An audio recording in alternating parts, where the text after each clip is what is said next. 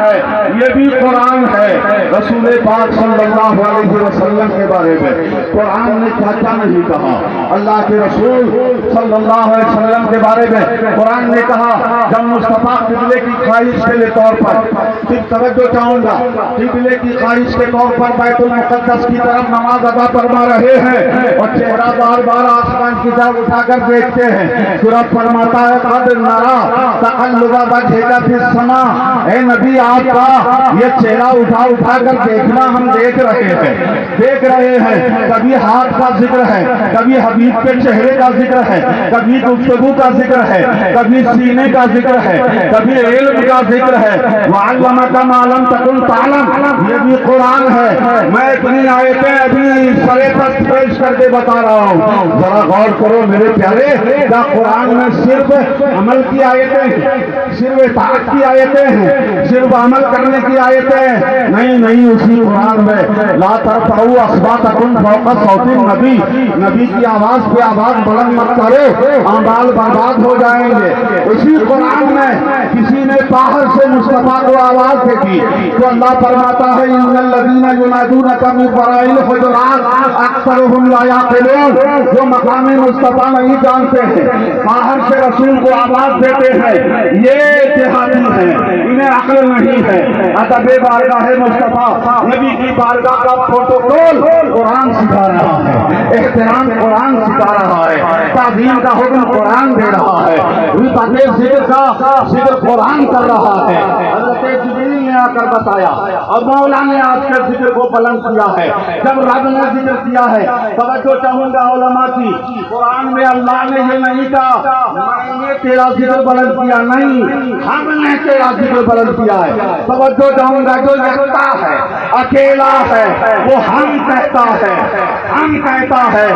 علماء فرماتے جب رب العالمین ہم کہتا ہے، میں ٹھہر کے سمجھا دوں ایک بات، وما خلقت الجن والانس الا لیعبدون، میں نے جن اور انس کو پیدا نہیں کیا، رب فرماتا میں نے، لیکن جب مصطفیٰ کی رفعت کی بات کہتا ہے تو کہتا ہے ورفعنا لک ذکرک، ہم نے تیرے ذکر کو بلند کیا ہے۔ یہ ہم میں دو نہیں ہے، دس نہیں ہے، اکیلا ہے، وحدہ لا شریک ہے، لیکن وحدہ لا شریک جب اکیلا کہتا ہے تو بتاتا یہ ہے کہ میں پوری شان، پوری توانائی کے ساتھ مصطفیٰ کا ذکر بلند کرنے والا ہوں۔ دنیا لاکھ طاقت لگا لے، مٹ گئے، مٹتے ہیں، مٹ جائیں گے، آتا تیرے نہ مٹا ہے نہ مٹے گا کبھی کبھی۔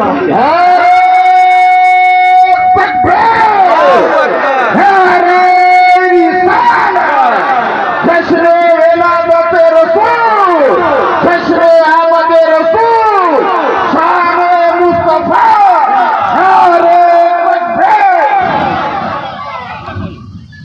خاک ہو جائیں ابھی چل کر مگر ہم کو رضا، دم میں جب تک دم ہے ذکر ان کا سناتے جائیں گے۔ میرے پیارے اسی قرآن میں ہے، عربی کا فصیح لفظ صحابہ استعمال فرماتے تھے، یہودیوں نے اس کا مس یوز کیا، اس کو کھینچ کر بولنے لگے، نبی کی توہین نکل رہی تھی۔ قرآن میں آیت آ گئی یا ایھا الذین آمنوا لا تقولوا راعینا وقولوا انظرنا واسمعوا للکافرین عذاب علیم۔ اے ایمان والو، کون تھے وہ ایمان والے؟ وہ ہم اور آپ نہیں تھے، صحابہ سے کہا گیا اے ایمان والو، اب نبی کو رائنا نہ کہنا، رائنا نہ کہنا اگرچہ فصیح لفظ ہے لیکن دشمن کو موقع مل رہا ہے، اس لفظ کو بدل دو، اب انظرنا کہنا اور سن لو۔ عربیت کے چھٹ میں اگر تم نے دوبارہ نبی کو رائنا کہہ دیا تو واسمعوا للکافرین عذاب علیم، کہ کافروں کے لیے دردناک عذاب ہے۔ گویا ذرا سی کوتاہی ہوئی، ادب کا حیث زیر آسمان، ازعج نازک تر نفس کچھ گردانی آیت جنید و بایزی دیجا، یہ وہ بارگاہ ہے، ذرا ادب سے نکلے تو ایمان سے باہر ہو جاؤ گے، ٹوپی داڑھی رکھ کر سمجھو گے اتنی نمازیں ہو گئی، اتنی تلاوتیں ہو گئی، اس لیے کہ قرآن کہتا وانتم لا تشعرون، باہر ہو جاؤ گے، عمل برباد ہو جائے گا اور سمجھ بھی نہیں آئے گی۔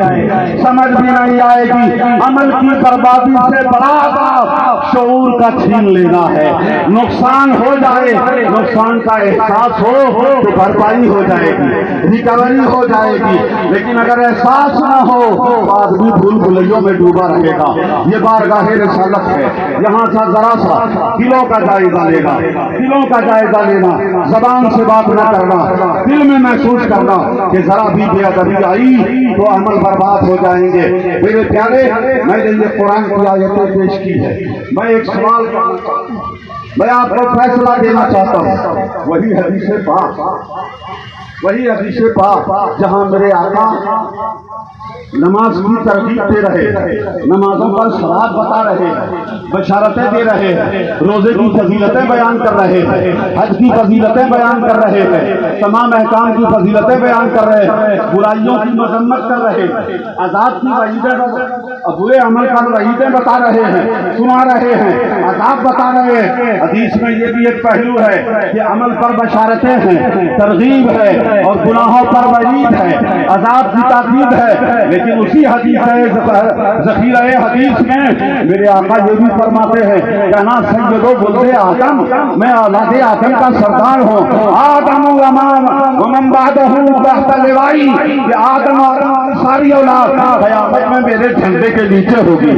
میں لواء الحمد پکڑنے والا ہوں گا، سارے لوگ میرے دربار میں آئیں گے۔ اسی حدیث پاک میں میرے آقا فرماتے ہیں انی ارا ما لا ترون واسمع ما لا تسمعون، اے لوگوں سنو، میں وہ دیکھتا ہوں جو تم نہیں دیکھ سکتے، میں وہ سنتا ہوں جو تم نہیں سنتے۔ اسی حدیث پاک میں میرے آقا فرماتے ہیں کہ انی ارا رکوعکم و خشوعکم، میں اے نمازیوں تم میرے پیچھے نماز پڑھتے ہو، ذرا ادائیں ٹھیک سے کیا کرو، ارکان ادا کیا کرو، میں سمجھو کہ امام ہوں تو آگے دیکھتا ہوں، میں جیسے آگے دیکھتا ہوں ویسے پیچھے دیکھتا ہوں، میں پیچھے دیکھتا ہوں اور پیچھے تمہارا سر اٹھنا بیٹھنا نہیں دیکھتا ہوں۔ حدیث پاک میں آقا فرماتے ہیں رکوع بھی دیکھتا ہوں اور خشوع بھی دیکھتا ہوں۔ رکوع تو دکھتا ہے، خشوع تو دل میں ہوتا ہے، رکوع سب دیکھتے ہیں اور دل کا خشوع مصطفیٰ دیکھتے ہیں، دل کا خشوع مصطفیٰ دیکھتے ہیں۔ اسی حدیث پاک میں میرے آقا فرماتے ہیں کہ کہ آسمان چرچرا رہا ہے، جیسے کسی چوکی پر زیادہ لوگ بیٹھ جائیں تو چوکی مچکنے لگتی ہے، چرچرانے لگتی ہے۔ میرے آقا فرماتے آسمان چرچرا رہا ہے، یہ آسمان کی چرچراہٹ مصطفیٰ سن رہے ہیں۔ میرے پیارے جناب نعرہ تکبیر، نعرہ رسالت، ممتاز العلماء، نعرہ تکبیر۔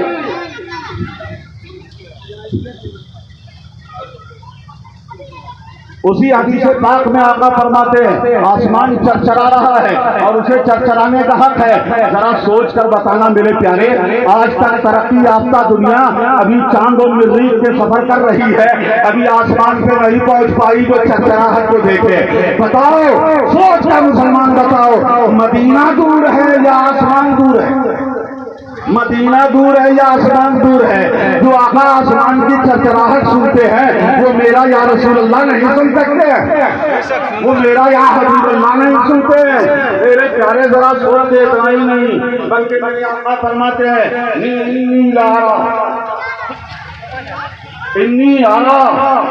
انی اللہ کے رسول صلی اللہ علیہ وسلم میں کہ بخاری شریف کی حدیث ہے، الفاظ میرے زبان پہ ذرا پھسل رہے ہیں کہ اللہ کے رسول صلی اللہ علیہ وسلم نے فرمایا کہ میں من مقامی ہذا، میں اپنے اس جگہ سے حوض کوثر کو دیکھ رہا ہوں، حوض کوثر کو دیکھ رہا ہوں۔ پر یہ کتاب مفسرین فرماتے ہیں حوض کوثر جو میدان قیامت میں لایا جائے گا ساتواں آسمان کے اوپر ہے۔ کتنا کہاں ہے؟ ساتواں آسمان کے اوپر ہے، زمین سے آسمان کی دوری، اور پہلے سے اتنی ہی دوسرے کی دوری، دوسرے سے اتنی تیسرے کی دوری۔ ذرا بتائیں میرے آقا منبر پہ کھڑے مسجد نبوی میں فرماتے انی لارا الی حوض العام من مقامی ھذا، کہ میں اپنے حوض کوثر کو یہاں سے دیکھ رہا ہوں جو ساتواں آسمان کے اوپر حوض کوثر دیکھ رہا ہے۔ ان کی نظر ہم اپنی نظروں سے سمجھنا چاہتے ہیں، ہم ان کی نگاہ کو اپنی نگاہ سے توڑنا چاہتے ہیں۔ یہ تو ایسے ہی ہے کہ کوئی ہرن کی چال کو چیونٹی کی چال سے تصور کرنے لگے کہ یہ کیسے ہو جائے گا۔ میرے پیارے، میں سنانا چاہتا ہوں، میرے آقا نے حدیث پاک میں نماز کا، روزے کا، حج کا، زکات کا حکم ہے، برائیوں سے بچنے کا حکم ہے، عمل و فرما برداری کی حدیثیں ہیں، ترغیب پہ ترہیب پہ، دائیں وعیدوں پہ بشارتوں پہ حدیثیں ہیں، وہ بھی حدیثیں ہیں۔ اور یہ تو میں پڑھ رہا ہوں، یہ بھی مسلم شریف، بخاری شریف کی حدیثیں ہیں۔ میرے آقا فرماتے ہیں، غور سے سنو، اوتی تو مفاتیح خزائن الارض، میرے ہاتھ میں خزائن زمین کے خزانوں کی کنجیاں دے دی گئی ہے، زمین کے خزانوں کی کنجیاں دے دی گئی ہے۔ اب بتاؤ خزانہ زمین پر ہے یا زمین میں ہے؟ بتاؤ زمین میں ہے، جسے کنجی دی گئی ہے اسے خزانے کا پتہ نہیں ہے، اور فرماتے خزائن الارض خود ہی فرما رہے ہیں۔ اب آپ فیصلہ کرو کہ وہ غیب ہے یا شہود ہے، یہ علم شہادت ہے یا علم غیب ہے؟ فرماتے ہیں مجھے غیب پہ زمین کے خزانوں کی کنجیاں دے دی گئی ہے۔ اتنا ہی نہیں، ایک بار حضرت عائشہ کو ایک انصاریہ نے گدا بھیجا، گدا بڑا پسند آ رہا تھا، مصطفیٰ کو راحت بڑا بستر پسند نہیں تھا۔ آقا نے فرمایا عائشہ ردی ہی، اے عائشہ اسے لوٹا دو، واپس کر دو اس گدے کو۔ حضرت عائشہ فرماتی یہ گدا مجھے بڑا پسند تھا، میرا دل نہیں چاہتا تھا واپس کرنا۔ آقا نے تیسری بار فرمایا اے عائشہ ردی ہی، اس گدے کو لوٹا دو۔ لو اسے تم نہیں جانتی ہے، لو اسے تو لسارت هذه الجبال معي ذهبا، عائشہ تم گدے کو پسند کرتی ہے، اگر میں چاہوں تو مدینے کے یہ دونوں پہاڑ میرے ساتھ سونے کا بن کر چلنے لگے، اگر میں چاہوں یہ اختیار مصطفیٰ ہے کہ سونے کا بن کر چلنے لگے۔ یہ میرے آقا نے فرمایا ہے۔ میرے پیارے، میں توجہ یہ دلانا چاہتا ہوں، میں بتانا یہ چاہتا ہوں کہ جہاں حدیث قرآن پاک میں آیت اعمال سے متعلق، اطاعت سے متعلق ہے، وہی قرآن میں عظمت مصطفیٰ کا ذکر بھی ہے، رفعت مصطفیٰ کا ذکر بھی ہے، بارگاہ رسالت کے آداب بھی سکھائے گئے ہیں، آپ کا مقام بھی بتایا گیا۔ اگر دیانتدار امتی ہوگا تو اپنے آنے والی نسلوں کو جہاں نماز، روزہ، حج، زکات، نبی کی سنت، حرام چیزوں کے بارے میں واقف کرائے گا، وہی مصطفیٰ کا وفادار بنانے کے لیے قرآن سے عظمت مصطفیٰ بھی بتائے گا، رسول پاک کے آداب بھی سکھائے گا، اللہ کے رسول کی عظمت جو قرآن میں بیان کی ہے۔ اب ذرا آپ مجھے سوچ کر بتائیں، باقی لوگوں نے اپنا اپنا موضوع نہیں بانٹ لیا، ایک پہلو پہ ہم بولیں گے، ایک پہلو پہ تم بولو گے، دونوں کو دونوں باتیں رکھنی ہوں گی۔ آپ بتائیں، اللہ کے رسول رسول اللہ صلی اللہ علیہ وسلم، اللہ کے نبی حضور، اللہ کے رسول، اللہ کے نبی حضور زندگی بھر کہتے رہے، لیکن کبھی قرآن سے، کبھی حدیث سے، رسول پاک کے مقام کا ذکر نہیں ہو رہا ہے، رفعت کا ذکر نہیں ہو رہا ہے، آداب بارگاہ کی نزاکت کا ذکر نہیں ہو رہا ہے۔ یہ کیا ہے میرے پیارے؟ یہ کون سی پالیسی ہے میرے پیارے؟ سنو، دونوں چیزیں ضروری ہیں کہ رسول پاک کی محبت بھی لازم ہے۔ اب میں توجہ چاہوں گا ایک بات کی طرف، سائیکولوجی ہے، نفسیاتی طور پہ سوچو، محبت فرض ہے، کیسے ہوگی محبت؟ ذرا سا آپ ایک دو منٹ تشریف رکھیے، ہم لوگ گڑبڑ میں بولنے والے پولیٹیکل بھاشن نہیں دیتے، ذرا سا درود پاک پڑھیے، اللہم صلی علی سیدنا و مولانا محمد وعلی آل سیدنا و مولانا محمد وبارک وسلم، صلوا علیہ الصلاۃ والسلام علیک یا حبیبی یا رسول اللہ صلی اللہ تعالی علیہ وسلم۔ ذرا مجھے انصاف سے بتائیے کہ کوئی کہے کہ رسول پاک کی اطاعت فرض ہے، اطاعت فرض ہے، ہم بھی مانتے ہیں فرض ہے، اور کبھی قرآن کی آیت نہ سنائے کہ نماز فرض ہے، حدیث نہ سنائے کہ نماز پہ بشارت کیا ہے، نماز پہ وعید کیا ہے، تو صرف اطاعت اطاعت بولتے بولتے آپ کے بچے نمازی ہو جائیں گے۔ صرف اطاعت کہتے ہوئے اسے نماز سکھانا پڑے گا، اسے نماز بتانی پڑے گی، نماز پر بشارتیں بھی بتانی پڑے گی، نماز چھوڑنے پر وعیدیں بھی بتانی پڑے گی، ہر عبادت، ہر عمل کے بارے میں تفصیل سے بتانا ہوگا، ڈرانا ہوگا، تب وہ نمازی ہوں گے۔ توجہ چاہوں گا میرے پیارے، جیسے اطاعت میں صرف صرف اطاعت اطاعت بولنے سے بچہ اطاعت فرما بردار نہیں ہوگا، اسے تفصیل سے حکم مولا حکم رسول سنانا ہوگا، سکھانا ہوگا، بتانا ہوگا، پڑھانا ہوگا، تب کبھی خوش ہو کر کبھی بشارت کو سن کر نماز پڑھے گا، کبھی وعید کو سن کر نماز چھوڑنے سے ڈرے گا، یہ سنانا ہوگا۔ اسی طرح سے میرے پیارے صرف مسلمان کہلانے کے لیے رسول کی تعظیم ضروری ہے، رسول اللہ کی محبت ضروری ہے، صرف بولنے سے نہیں ہوگا۔ رسول کی محبت کے لیے محبت اسی سے ہوتی ہے، سن لو، محبت اسی سے ہوتی ہے جس کے بارے میں دل میں اس کے صورت کا کمال ہو، اس کی صورت کا جمال ہو، اس کی سیرت کا کمال ہو۔ جتنا کمال آتا جائے گا اتنی محبت بڑھتی جائے گی۔ محبت کہنے سے نہیں ہوگا، نبی کی سیرت بتانی ہوگی، آپ کا حسن و جمال بتانا ہوگا، آپ کے اخلاق بتانے ہوں گے، آپ کے رویے بتانے ہوں گے، آپ کے مقام کو بتانا ہوگا، بارگاہ مولا میں آپ کی مقبولیت کو بتانا ہوگا۔